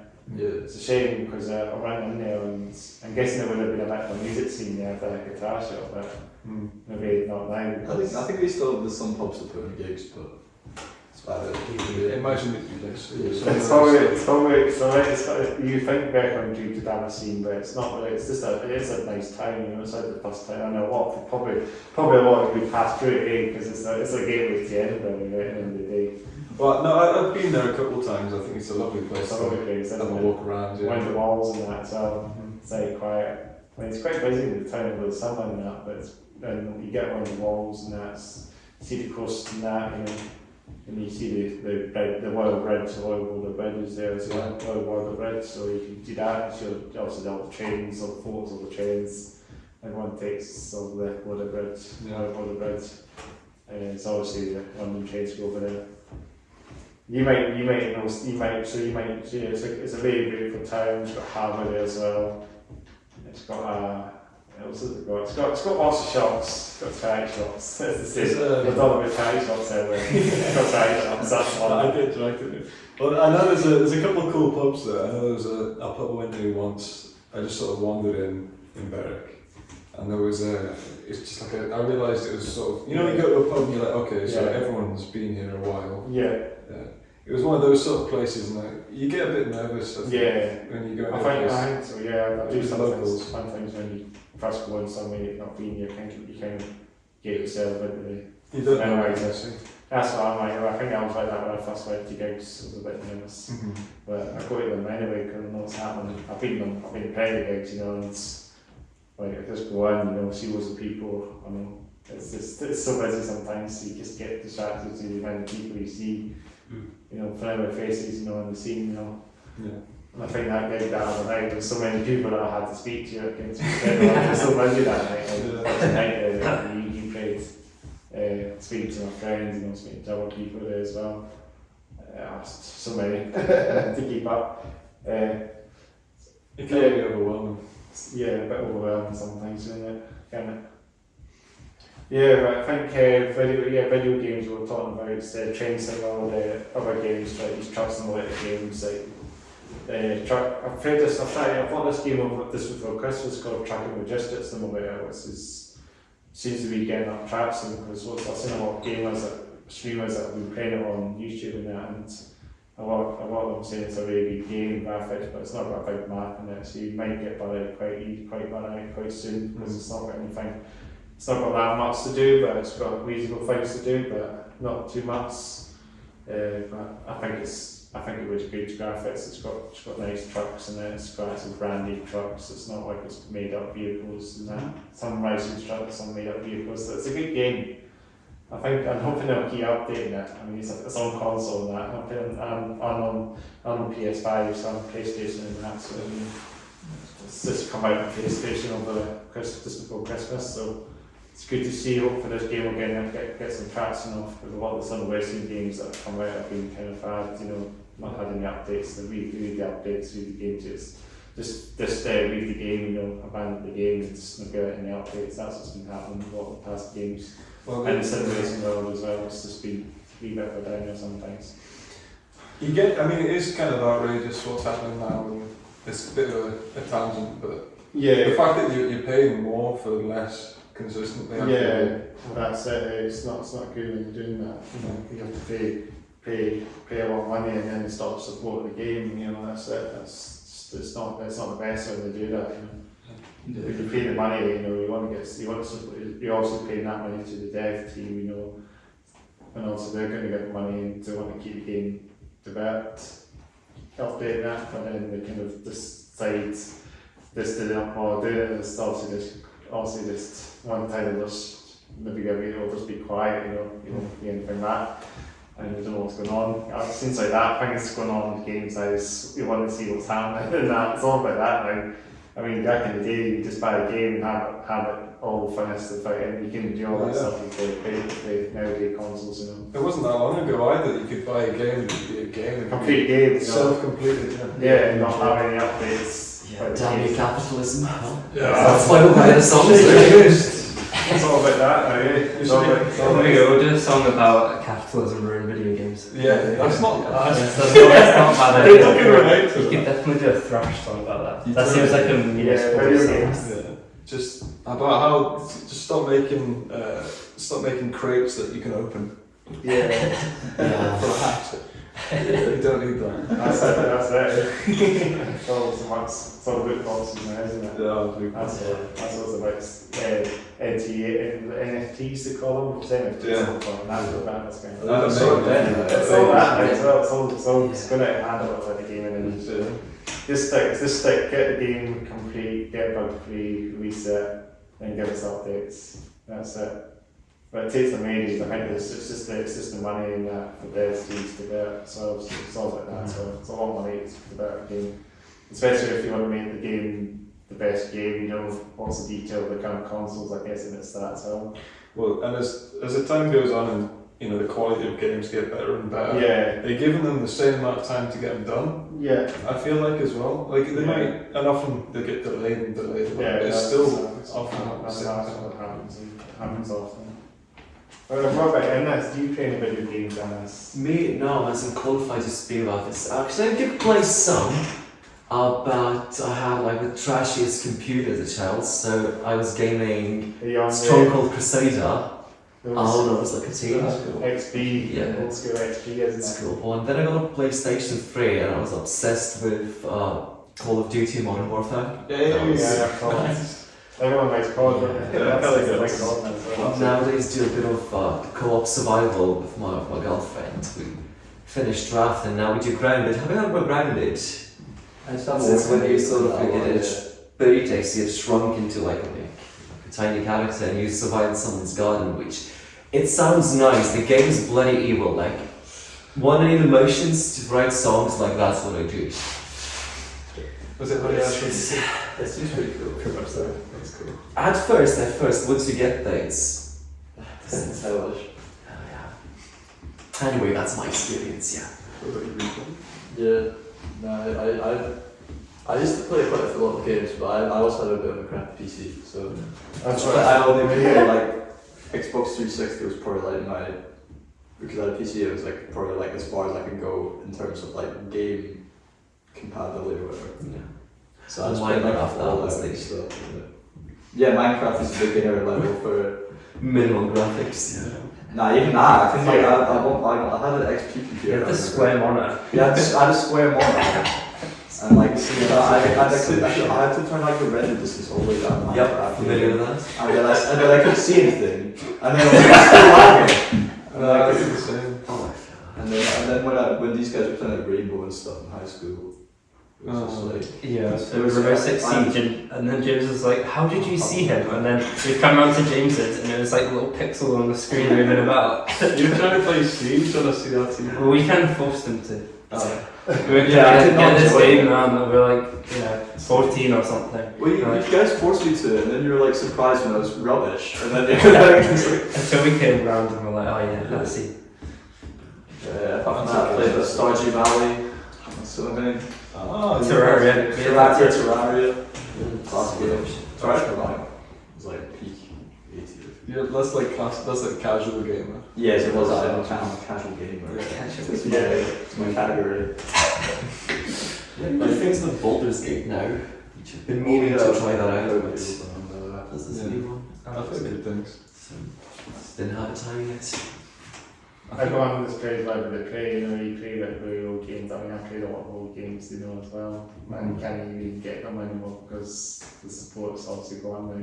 Right, Shockwave, and that was a thing. I think that was the thing I used to do. The computer online game, Shockwave player was a thing. I can remember back in the something noughties and 10s, it was a thing. But it's gone now. So, I don't know that one. Was it a oh, it's just sort of like you play for it's for 3D stuff, I think.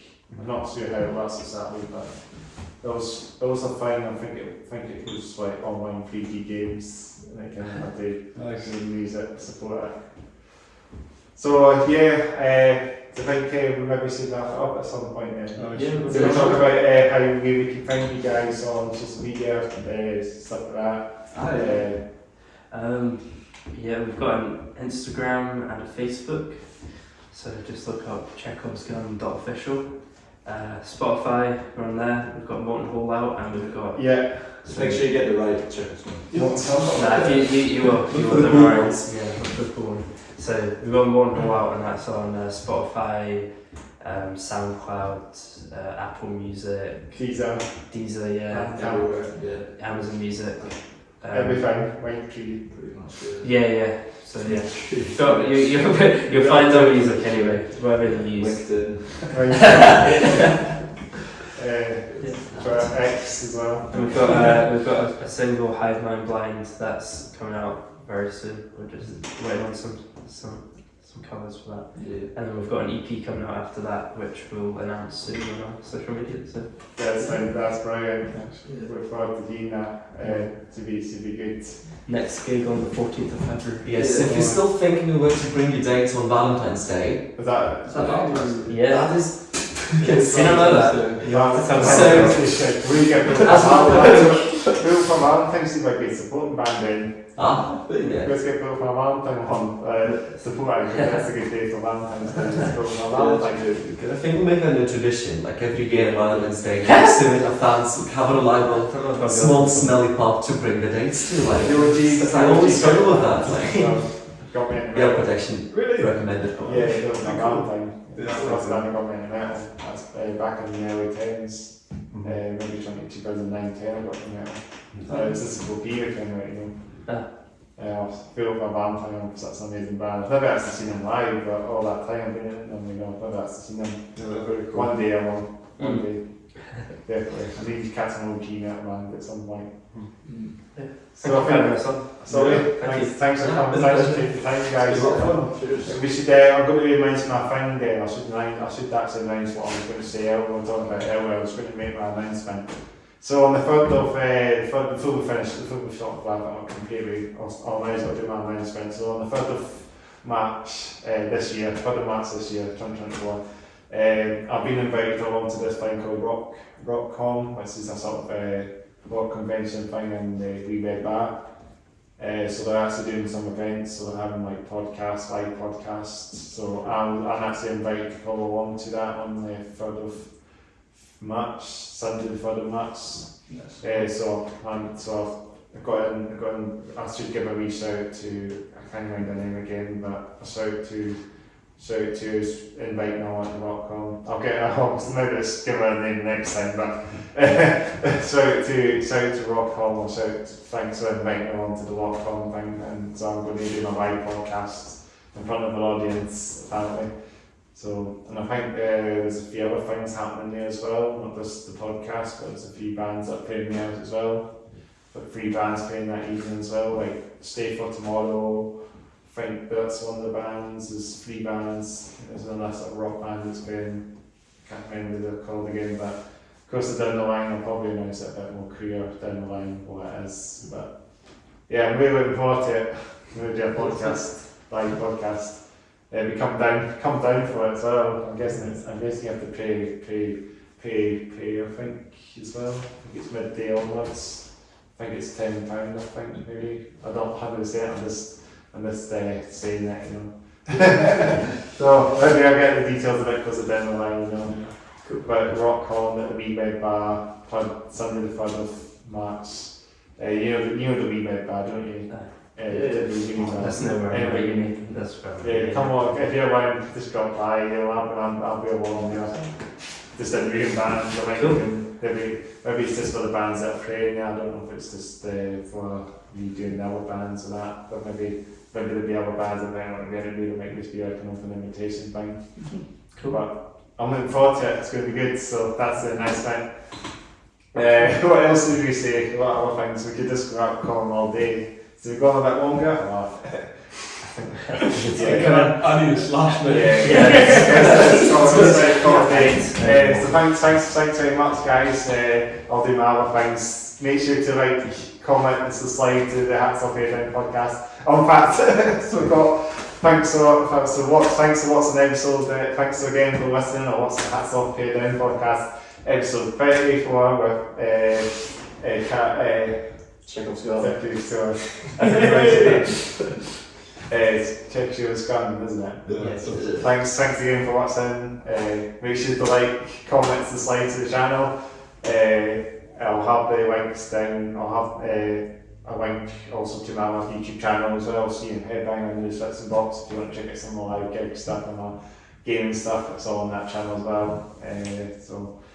On the way to 200 subscribers. I reckon we'll get to 200 subscribers this year, no doubt, quite easily. We'll see.